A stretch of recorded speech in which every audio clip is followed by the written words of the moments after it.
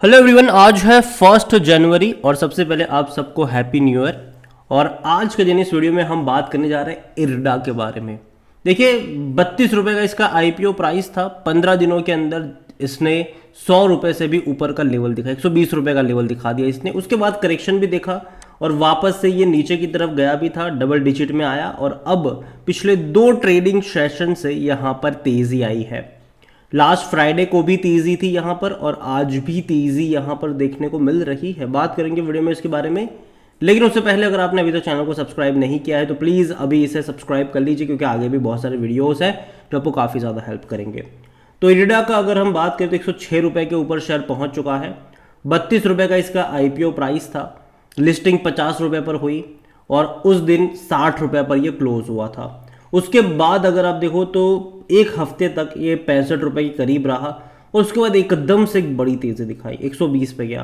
वापस से एक बड़ा डिक्लाइन आया। अगर आप देखो 120 रुपये से एक ही दिन में 108 पर आ गया था ये, लेकिन उसके 2 दिन तक ये लगातार दौड़ा भी था। 108 से 110 पे गया, फिर 112 पर गया, फिर वापस से डिक्लाइन दिखाया, वापस तेज़ी आई थी यहाँ पर 104 से वापस अटेम्प्ट करा, उसके बाद लगातार गिरा। तो ये जो 2 दिन की तेज़ी आई है फ्राइडे को और आज की, इस पे भरोसा करना थोड़ा सा मुश्किल है, क्योंकि इससे पहले भी इस तरीके की तेज़ी यहाँ पर देखने को मिली थी, लेकिन ये वहाँ से गिरा ज़रूर था। देखो, IPO के टाइम पर मैंने खुद कहा था कि हाँ भैया आप इसको सब्सक्राइब कर सकते हो।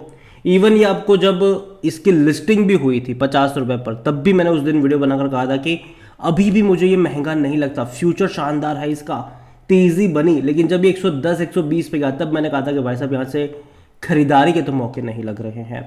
और अभी गिरावट के बाद जब 2 दिन की तेज़ी आई है तो बात करना बनता है कि क्या चीज़ें यहाँ पर हो सकती है। देखिए, सरकारी कंपनियां आंधी की तरह दौड़ रही है। आज अगर आप देखोगे तो भेल के शेयर में भी अब बड़ी तेज़ी देखने को मिल रही है।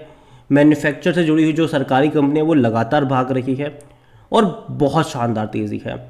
और जहाँ तक इरडा की बात करें तो इसने भी तेज़ी दिखाई है और जो बड़ी अपडेट निकल कर आई है वो ये है कि कंपनी बहुत सारा पैसा रेज करने वाली है इरडा, वो भी बॉन्ड के थ्रू।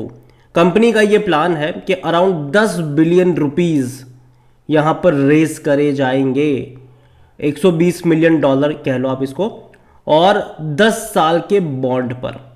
और ये बड़ी बात है। देखो, पैसा डेफिनेटली रेज करना इनको पड़ेगा ही पड़ेगा, क्योंकि इनका काम ही है ये, ठीक है, कि पैसा रेज करते हैं और उसी को आगे और ज़्यादा ब्याज में घुमाते रहते हैं, ठीक है। और जहाँ तक बात करी जाए तो IRDA has the approval ready and we may not be surprised if it comes this week as well. जनवरी के पहले वीक में भी इसकी खबर आ सकती है। यहाँ पर अगर आप देखोगे द रेटेड जो है वो AAA by ICRA and India rating and comes at a time when the longer duration paper have seen a healthy demand from the investors. और ये अच्छी बात, हालांकि अभी भी इरडा ने इसको लेकर कोई कंफर्मेशन नहीं दिया है, कोई टिप्पणी नहीं करी है इस पैसे रेज करने को लेकर इरडा की तरफ से। और जहां तक एक और बड़ी अपडेट देखे तो वो GMR पावर की तरफ से आई है। तो GMR पावर ने 228 करोड़ की कॉरपोरेट गारंटी दी है इरडा को। जाहिर सी बात है, कंपनी पैसा रेज करती रहती है, उसके लिए गारंटीज वगैरह आपको देनी पड़ती है। तो GMR पावर ने अपनी कॉरपोरेट गारंटी एक्सटेंड करी है, तकरीबन 228 करोड़ रुपए के आसपास की है ये। और इनको पैसों की ज़रूरत क्यों पड़ रही, मतलब जो GMR पावर है उसको, तो जाहिर सी बात है उनको भैया पैसा रेज करना है स्मार्ट मीटरिंग के लिए। उत्तर प्रदेश जो इनको बहुत बड़ा प्रोजेक्ट मिला है, तकरीबन 5123 करोड़ का, जो कि 10 साल में इनको कंप्लीट भी करना है। तो उसको लेकर पैसों की ज़रूरत थी GMR को और डेफिनेटली इरडा ने भी उनको लोन दिया और उसके लिए कॉर्पोरेट गारंटी यहाँ पर एक्सटेंड करी जा रही है। और जहाँ तक बात करें आज वॉल्यूम्स की, तो ऑलरेडी 3 करोड़ के आसपास के शेयर ट्रेड हो चुके हैं यहाँ पर। देखिए, बड़ी क्वांटिटी में शेयर तो ट्रेड हो ही रहे हैं। इतना ही नहीं, according to Moneycontrol user 83% लोग कह रहे हैं खरीदारी करो, 17% लोग कह रहे हैं बेचो और भाग जाओ यहाँ से। कंपनी के नंबर्स देखोगे तो अच्छे हैं। प्रॉफिट्स भी अगर आप देखोगे एन्युअली तो वो भी बहुत तेजी से बढ़े हैं। और अभी हाल फिलहाल की लिस्टिंग है भाई साहब, ठीक है, महीने भर की लिस्टिंग है। और मुझे लगता है कि अगले साल, मतलब अभी इसी साल से कंपनी डिविडेंड भी पे करेगी। क्योंकि देखो, कंपनी जो सरकारी कंपनियां होती है, जो अच्छा खासा पैसा कमाने वाली सरकारी कंपनी होती है, वो डिविडेंड पे करती है और साल में एक बार नहीं 2-3 बार भी पे कर देती है, अगर अच्छा पैसा कमाती है तो यहाँ पर भी मुझे लगता है कि IRFC की तरह ये भी साल में 2 बार डिविडेंड पे कर सकती है। जहाँ तक वैल्यूएशन की बात करें तो सस्ता तो नहीं है, 26 का पी है इसका, सेक्टर पी 19 का है। कोई भी एनालिस्ट अभी यहाँ पर बाई के रिकमेंडेशन नहीं दे रहा है। और देखिए यहाँ पर अभी जिस प्राइस पे बैठा है आप उसको सस्ता तो नहीं कह सकते, क्योंकि अगर हम बात करें वैल्यूएशन की तो IRFC से भी ज़्यादा वैल्यूएशन के ऊपर है। इतना ही नहीं, PFC से भी ज़्यादा वैल्यूएशन के ऊपर ये ट्रेड कर रहा है, जहाँ PFC का पी रेशियो 7.95 का है, REC का भी 9.74 का है, तो उसके मुकाबले भी ये महंगा है। और जहाँ तक इनके फिनेंशियल डेफिनेटली अच्छे हैं, बुरे नहीं हैं, और उम्मीद करते हैं कि फ्यूचर में और अच्छे फाइनेंशियल्स कंपनी आपको प्रेजेंट करती हुई नजर आए। शेयर होल्डिंग को लेकर देखें तो जो प्रमोटर उनके पास 75% की होल्डिंग है, बड़े बड़े इंस्टीट्यूशंस की भी बाइंग है, 3.94% म्यूचुअल फंड के पास है, 4.59% डोमेस्टिक के पास है, 3.95% FI से लेकर बैठे हैं, रिटेल और अदर्स के पास 12.52% की होल्डिंग है। हालांकि यह IPO के टाइम की लिस्टिंग की होल्डिंग है।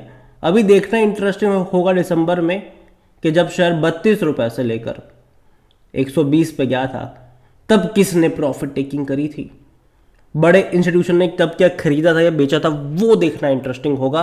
और मेरे हिसाब से मुझे लगता है कि शायद रिटेल की तरफ से ज़्यादा बाइंग आती हुई नजर आई होगी कंपेयर टू इंस्टीट्यूशंस। और देखिए कंपनी खराब नहीं है, मैं मानता हूं कि आगे 150 पर भी जाएगा ये, उसमें कोई शक की बात नहीं है, लेकिन लेकिन लेकिन उससे पहले गिरावट एक्सपेक्टेड है यहाँ पर। क्योंकि देखो 32 रुपए का IPO अगर आता है और वो लिस्टिंग के होते ही अगर 120 पे चला जाता है, तो भाई साहब IPO लेकर जो लोग आए हैं वो इतने भी बेवकूफ़ नहीं है कि इतने कम प्राइस पर लेकर आए, ठीक है, मतलब सस्ते में शेयर्स बेच दे यहाँ पर। तो कहीं ना कहीं ये मुझे लगता है कि करेक्शन यहाँ पर बनेगा।